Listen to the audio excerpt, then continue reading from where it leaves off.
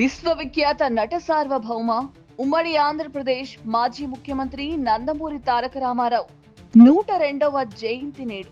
ఈ సందర్భంగా మీ పాదం మోపక తెలుగు ధరిత్రి చిన్నబోతోంది. రూపు కానక తెలుగు గుండె తల్లడిల్లిపోతోంది. పెద్ద మనసుతో ఈ ధరిత్రిని, ఈ గుండెని మరొక్కసారి తాకిపోతాత అంటూ జూనియర్ ఎన్టీఆర్ పోస్టు పెట్టారు. హైదరాబాద్ లోని ఎన్టీఆర్ ఘాట్ వద్ద సినీ నటులు జూనియర్ ఎన్టీఆర్, కళ్యాణ్ రామ్ తమ తాతకు నివాళులర్పించారు. ఎన్టీఆర్ ఘాట్ వద్ద కూర్చుని కన్నీటి పర్యంతమయ్యారు.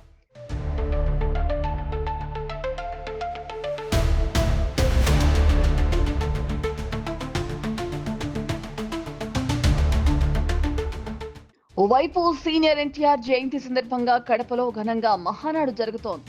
అక్కడ సీఎం చంద్రబాబు కూడా సీనియర్ ఎన్టీఆర్ కు ఘనంగా నివాళులర్పించారు. అంతేకాదు, ఇక నుండి ఎన్టీఆర్ జయంతిని రాష్ట్ర ప్రభుత్వం అధికారిక వేడుకగా నిర్వహించాలని అన్ని జిల్లాల కలెక్టర్లకు ప్రభుత్వం ఉత్తర్వులు జారీ చేసింది.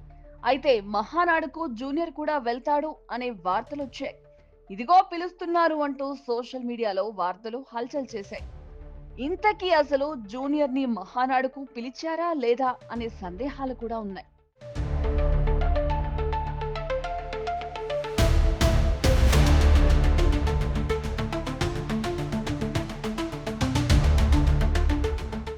ఏదేమైనప్పటికీ టీడీపీ అనేది సీనియర్ ఎన్టీఆర్ స్థాపించిన పార్టీ. సాధారణ ఉద్యోగి స్థాయి నుంచి నెంబర్ 1 హీరోగా, ఆపై జనం గుండెల్లో చెరగని ముద్ర వేసి ముఖ్యమంత్రి స్థాయికి ఎదిగిన వ్యక్తి ఎన్టీఆర్. తెలుగు సినిమా ఖ్యాతిని, తెలుగువాడి ఆత్మగౌరవాన్ని నిలబెట్టిన రూపం ఎన్టీఆర్. అటువంటి మహనీయుల వారసుల చేతిలోనే పార్టీ పగ్గాలుండాలనేది ఆయన అభిమానుల కోరిక. కానీ ప్రస్తుత పరిస్థితులు అలా లేవు. సీనియర్ ఎన్టీఆర్ మరణానంతరం టీడీపీ పగ్గాలు చంద్రబాబు చేతికి వెళ్లిపోయాయి.